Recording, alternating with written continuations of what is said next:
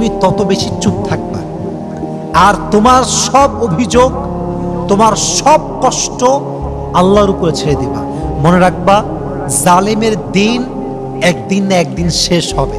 কেউ তোমার দীর্ঘশ্বাসের কারণ হবে, কেউ তোমায় কষ্ট দিবে আর আঘাত করবে, সে খুব বিন্দাস আরামে থাকবে, এটা কোশ্চেন কালো সম্ভব নয়। কারণ এটা ন্যাচার অফ ল, এটা রিভেঞ্জ আছে।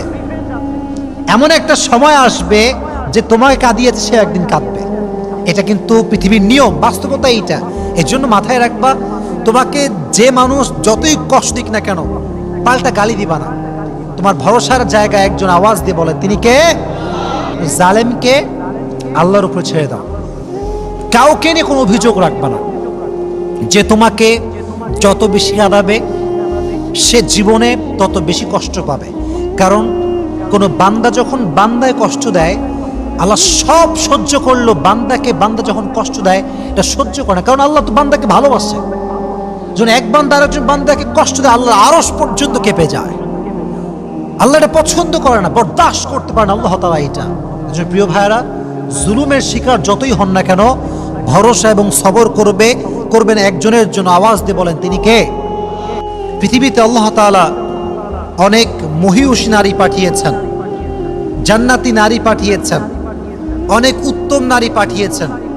তবে ইমানের পরীক্ষার ক্ষেত্রে, ইমানের পরীক্ষা, এই পরীক্ষাতে সবচেয়ে বেশি যিনি আগিয়ে, সবচেয়ে যিনি বেশি উঁচু লেভেলের মানুষ, উঁচু লেভেলের নারী, তার নাম হচ্ছে আসিয়া রাদিয়াল্লাহু তাআলা আনহা। নামটা কি? বিবি আসিয়া।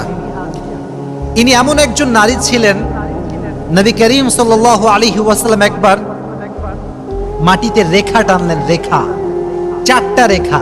বললেন, কয়টা রেখা? 4টা রেখা। বললেন সাহাবা একরাম দেখে, সাহাবা একরাম বলো এইটা কি? সাহাবা একরাম বলে, ইয়া রাসূলুল্লাহ, ওয়াল্লাহু ওয়া রাসূলুহু আ'লাম। আল্লাহ এবং তার নবী ভালো জানে, আমরা বলতে পারবো না। নবীজি বলেন, হতে 4জন নারীর নকশা আঁকলাম। এক হচ্ছে খাদিজাতুল কুবরা রাদিয়াল্লাহু তাআলা আনহা, 2 নম্বর হচ্ছে আম্মা জান আয়েশা রাদিয়াল্লাহু তাআলা আনহা, 3 নম্বর হচ্ছে ফাতিমা রাদিয়াল্লাহু তাআলা আনহা, 4 নম্বর হচ্ছে আসিয়া রাদিয়াল্লাহু তাআলা আনহা। এরা হচ্ছে পৃথিবীর 4জন শ্রেষ্ঠ নারী, যাদের প্রশংসা আল্লাহ নিজেই করেছে। সুবহানাল্লাহ পড়ে। তাহলে মোট কয়জন